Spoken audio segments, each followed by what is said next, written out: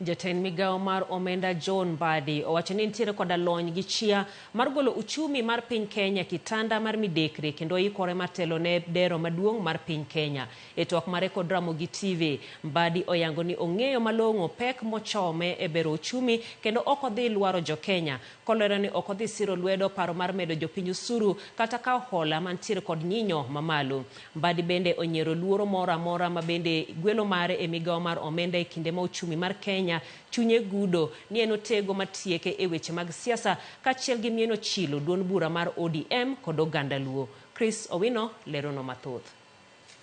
E kar jot maduong' ma jatend piny e bore Nairobi, e kar seche mag wang'o nyango e odiochieng' mar ng'anyo mag rowere mag Gen Z mane otisi nane buch ten migepe mar ariyo mar jatend piny William Ruto ne chamo muma. Nyasi ma kamano ne ondiko historia maduong' kuom oganda matin mar Josuba kuom golo jatend migao mar omenda John Ng'ongo Mbadi.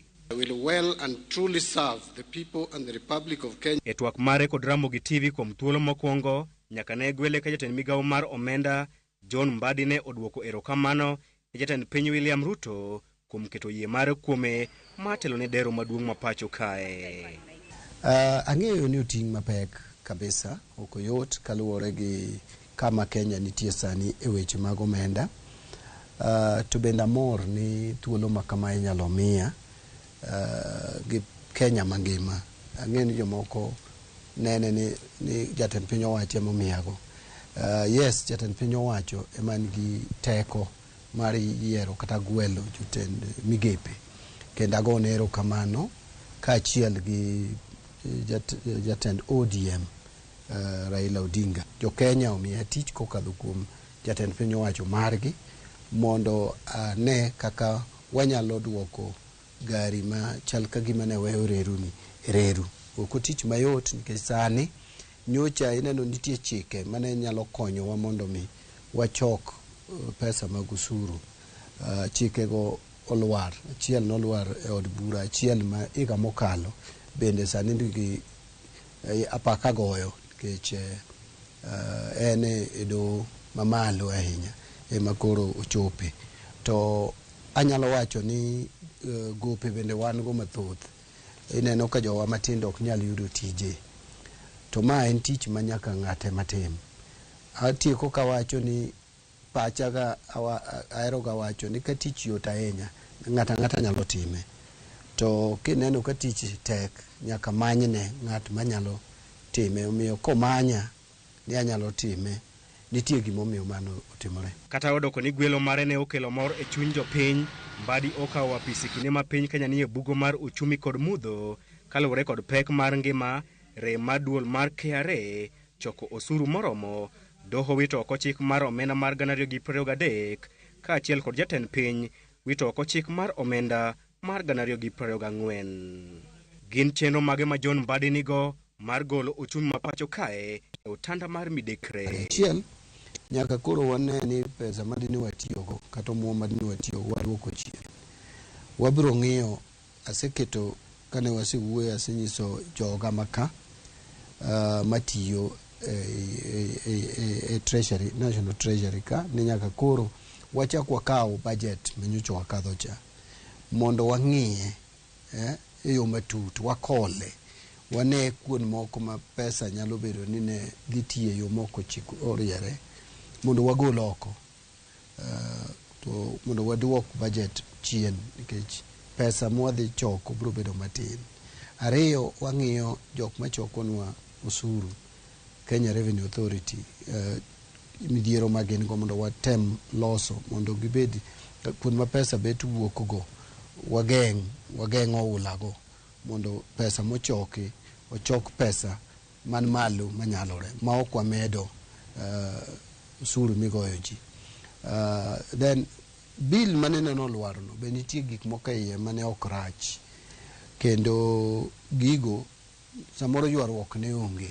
En ni kaluwore gi mane mamoko mane richo nomiyo koro kata mabeyo koro ne nyaka bende lwar.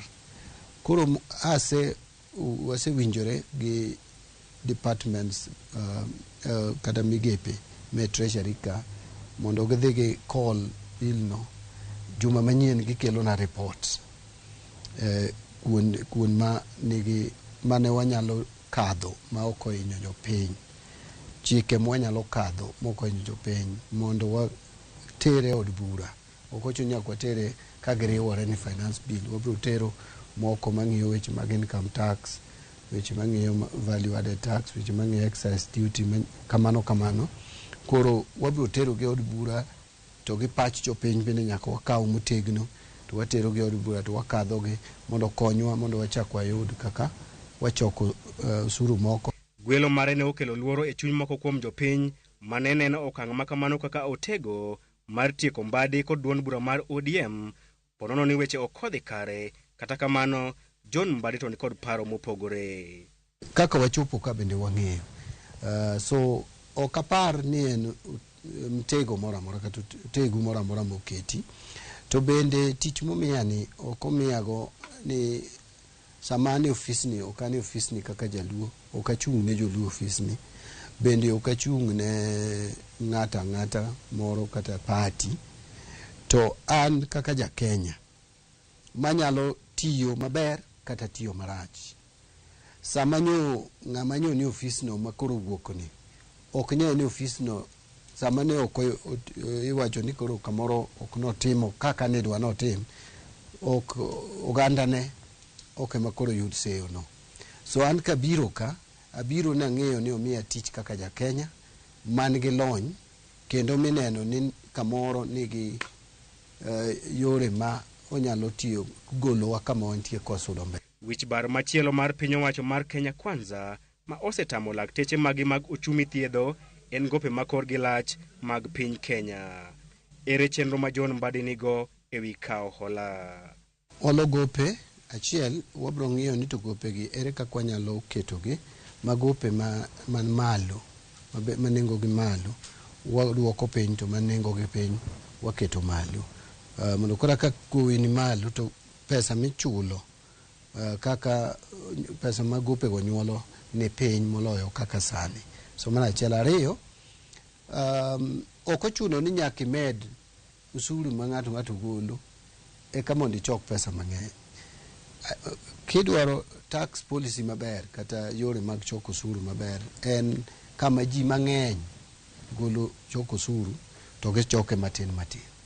Iluongo ni matin mapong'o ndo. Riwruok e teko. So nyaka wang'e ni wa jo Kenya wariwore. Wan ji milion sani gi 50 gi wiye to ji milion 6-7 ema chulo usuru. So nyaka wamany yo moro ma kun ma nitie ji mang'eny man gi udi mayudo rent to ok chulo usuru. Wadwa ni gigi watieki walor mondo ng'ato ichamo mari to sirikal be yudo mare matin. To ok waket usuru mamalo. An ng'at mo believe no ningo waket usuru mamalo. In fact, tax policy marwa as a country and kanye kuma adwa sude Kenya en nyaka waduok rates mag usuru piny. In the next 2-3 years dwarore ni corporation tax oae 30% uduoge 25%. Wadwa ni VAT oae 16% uduoge 14% kata 12% kanyalo. Chris Owino, Ramogi TV, Nairobi. Piny owacho singo mar